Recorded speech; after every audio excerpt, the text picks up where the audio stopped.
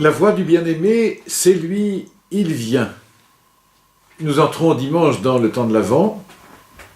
Et étant donné que c'est un temps qui est assez court, c'est en fait à peine plus de 3 semaines, puisque Noël est un mardi, donc le 4e dimanche de l'Avent sera juste avant Noël. Étant donné que c'est un temps qui est très court, je voudrais qu'on ne perde pas de temps et qu'on puisse le vivre le plus intensément possible. Et qu'on le vive dans la joie de l'attente, une joyeuse attente. Et pour ça, renforcer le désir. Alors je vous propose dès cette semaine une réflexion générale sur l'Avent. Et au lieu de lire l'évangile de dimanche prochain, qui va reprendre un peu les éléments de la fin du monde qu'on a commenté il y a déjà 15 jours, je vous propose de lire à partir du Cantique des Cantiques quelque chose sur le désir et le désir de la bien-aimée. Alors je vous propose donc Cantique dans le chapitre 2, entre les versets 8 et 14. La voix de mon bien-aimé, c'est lui, il vient. Il bondit sur les montagnes, il court sur les collines. Mon bien-aimé, pareil à la gazelle, au faon de la biche. Le voici, c'est lui qui se tient derrière notre mur. Il regarde aux fenêtres, guette par le treillage. Il parle, mon bien-aimé, il me dit « Lève-toi, mon ami, ma toute belle, et viens. Vois, l'hiver s'en est allé, les pluies ont cessé, elles se sont enfuies. Sur la terre apparaissent les fleurs, le temps des chansons est venu, et la voix de la tourterelle s'entend sur notre terre. Le figuier a formé ses premiers fruits, la vigne fleurie exhale sa bonne odeur. Lève-toi, mon ami, ma toute belle, et viens. Ma colombe dans les fentes du rocher, dans les retraites escarpées, que je vois ton visage, que j'entende ta voix. Ta voix est douce et ton visage charmant. C'est extraordinaire, le Cantique des Cantiques. C'est tellement poétique, c'est tellement profond, mais je voudrais qu'on creuse un petit peu et qu'on essaye d'aller un peu plus loin. C'est-à-dire, je vous propose, pour ce premier tour de table, je vous propose simplement de lire, évidemment, de relire comme d'habitude, de vous en imprégner en silence, et puis dans ce silence, dire qu'est-ce que vous entendez, comment est-ce que vous réagissez à ce texte, et qu'est-ce qu'il évoque pour vous. Demandez à l'Esprit Saint de vous éclairer, demandez à la Vierge Marie de vous guider. Qu'est-ce que ça évoque pour vous? Qui parle? Et où est-ce qu'on est dans ce texte? Je vous laisse faire et je vous retrouve tout de suite.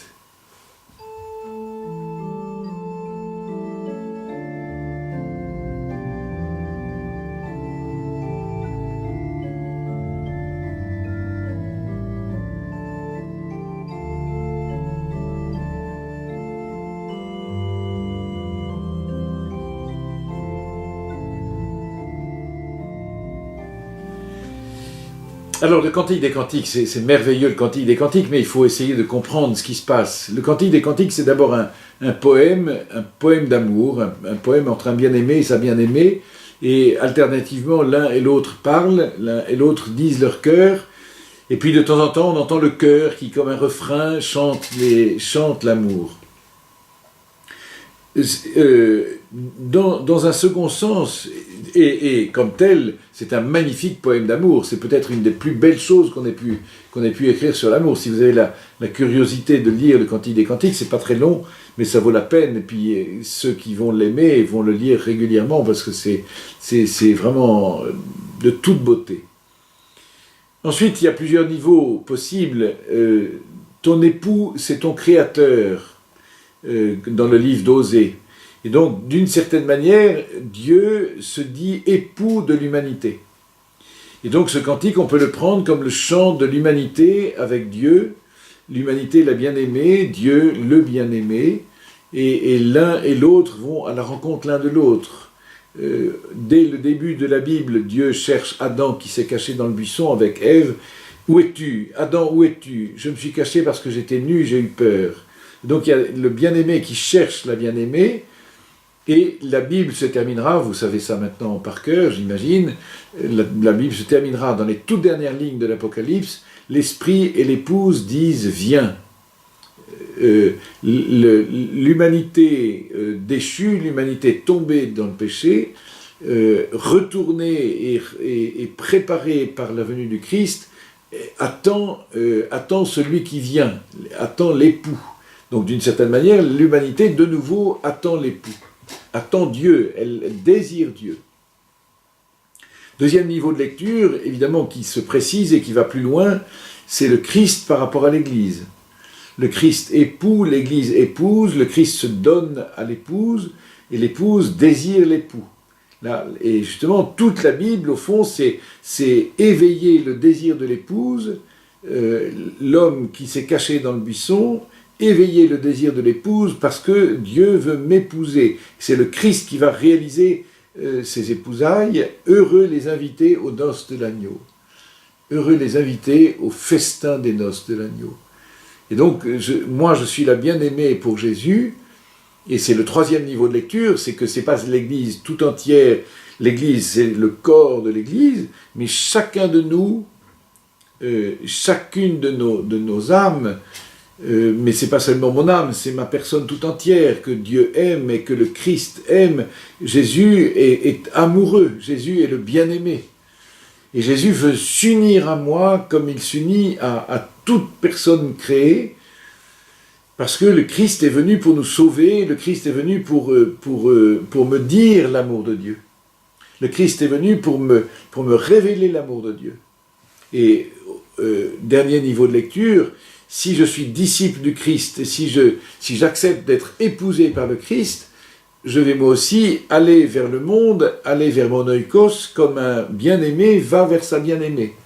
C'est-à-dire avec le même élan du Christ, le Christ qui vit en moi, me pousse vers l'oikos, mais c'est pas seulement pour convertir l'oikos, bien sûr, c'est pas seulement pour lui révéler quelque chose, c'est réellement, si je me laisse faire par l'Esprit Saint, l'élan d'un époux vers son épouse, l'élan de celui qui choisit quelqu'un qui devient bien-aimé. Alors évidemment, c'est au niveau mystique, hein, c'est au niveau intérieur, mais c'est tout à fait réel, c'est tout à fait...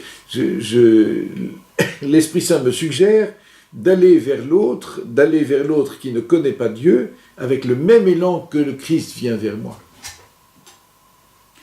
Voix de la bien-aimée, qui entend la voix de son bien-aimé. La voix du bien-aimé, c'est lui, il vient. Et alors on sent, j'espère que vous allez sentir dans ce petit passage que j'ai choisi, la force du désir. Le désir qui porte le bien-aimé vers sa bien-aimée. C'est d'ailleurs un mystère incroyable que le Christ qui est Dieu est poussé par l'amour vers sa bien-aimée, c'est moi, alors que je suis pécheur. Alors que je suis revêtu de péché, le Christ veut justement, par pur amour, venir s'unir à moi pour me relever. Il a voulu se la présenter, saint Paul parle de l'Église pour le Christ, il a voulu se la présenter immaculée, sans péché. Et donc le Christ veut me libérer du péché pour m'unir à lui, pour s'unir à moi. Et porter avec moi le fruit de la vie, porter avec moi la vie comme un époux porte la vie avec son épouse. Les noces de l'agneau. Alors, la puissance du désir qui pousse le Christ vers sa bien-aimée, vers moi. Je voudrais qu'on fasse bien la distinction entre l'envie et le désir. L'envie, c'est je voudrais pour moi. J'ai envie d'avoir des cadeaux à Noël, j'ai envie de faire un bon gueuleton, j'ai envie que le président de la République fasse ci ou ça, j'ai envie qu'il fasse beau, j'ai envie que ma mère soit guérie, j'ai envie, c'est par rapport à moi. Le désir me pousse vers l'autre. J'ai désiré d'un grand désir manger cette Pâque avec vous, dit Jésus. Le désir, c'est un désir d'amour, un désir qui me porte vers l'autre. Et c'est une passion forte, le désir. Mais c'est une passion que je dois apprendre, comme toutes les passions, je dois apprendre à la maîtriser pour m'en servir comme d'un moteur, comme ce qui me pousse vers l'autre.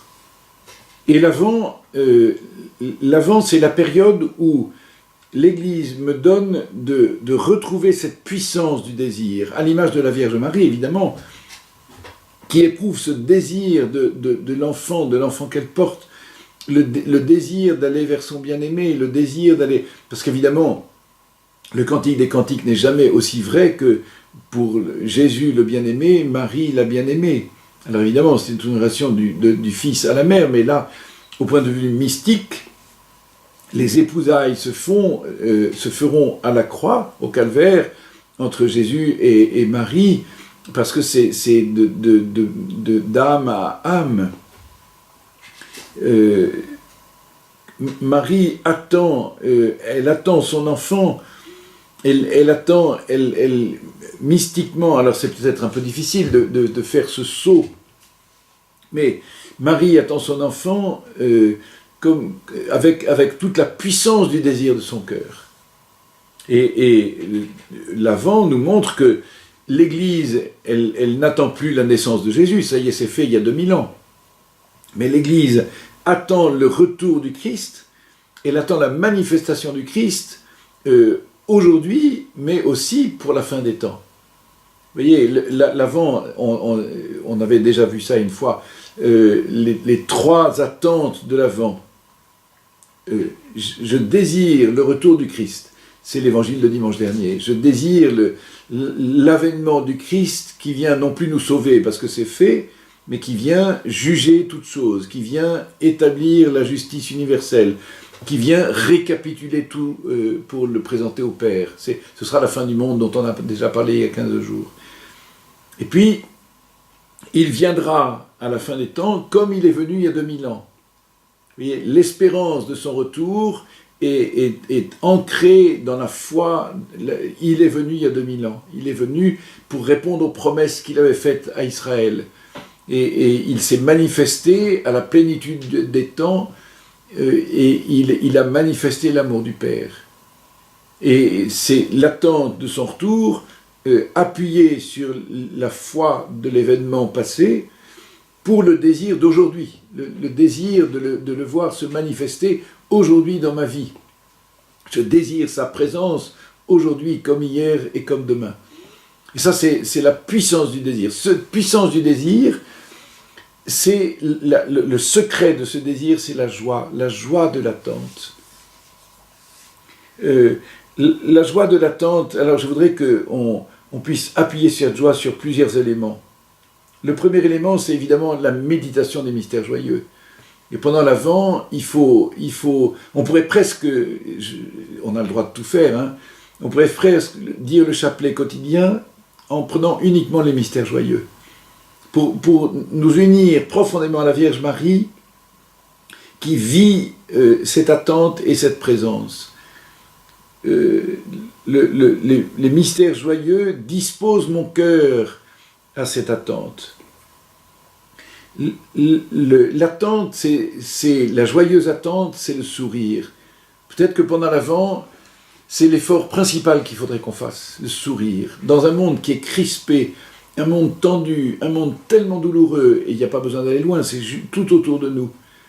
La puissance du sourire, le sourire qui détend, le sourire qui ouvre. Il faudrait que nous soyons, dès le matin, essayez de...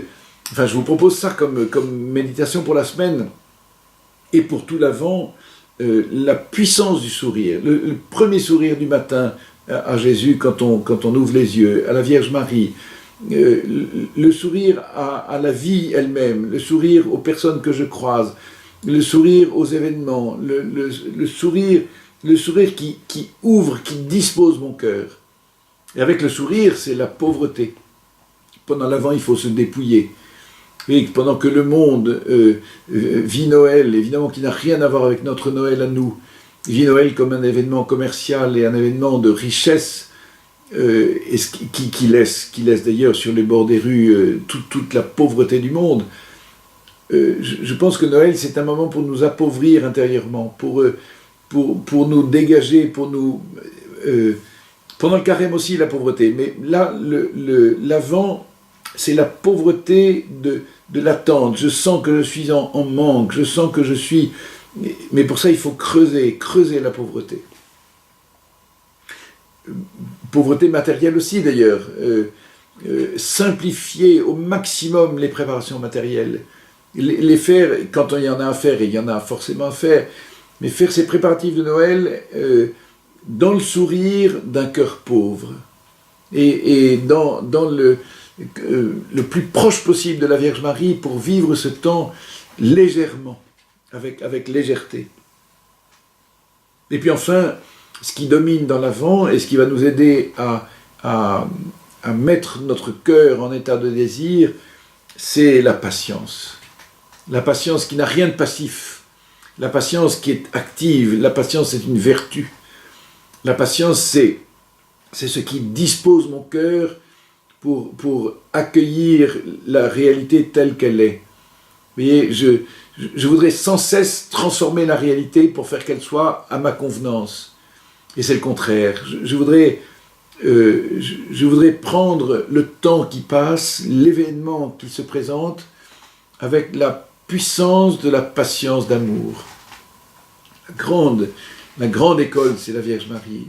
Que je puisse regarder la Vierge Marie attendre les 9 mois de sa grossesse comme elle attendra la résurrection, avec la même paix qui sera à ce moment-là très douloureuse, mais qui sera un modèle de patience. On a 1000 et 1000 raisons d'être impatient dans le monde, 1000 raisons d'être patient dans la société d'aujourd'hui. À l'heure où tout est immédiat, où l'Internet et l'informatique nous met en permanence la pression de l'immédiat. Au contraire, l'Évangile nous conduit dans le temps, et nous conduit dans la patience du temps. Et le temps qui passe nous aide à nous disposer. Dieu ne tarde pas, Dieu n'est pas en retard, mais Dieu nous laisse le temps de cette préparation. Et pour que ce temps soit fructueux, il faut qu'il soit pour nous une source de vraie patience. Voilà, je vous laisse continuer le travail tout seul. Je vous bénis, évidemment. Vous savez que samedi et dimanche prochain, ce sont les journées d'amitié de la paroisse, qui sont des moments très importants. Le dîner samedi soir et puis toute la journée du dimanche. Et puis, le dimanche d'après, ce sera la journée des cellules. Et donc, on commence à y penser. Et pour la paroisse, ce sera très important parce que les cellules nouvelles qui sont nées, qui sont en train de naître, tout ça fait une étape de croissance pour nous qui est belle, magnifique, dont nous rendons grâce, et on tâchera de manifester tout ça à la paroisse tout entière dans 15 jours, le 9 décembre. Je vous embrasse, je vous bénis encore une fois, et je vous souhaite de belles rencontres à toujours. Et bon Avent.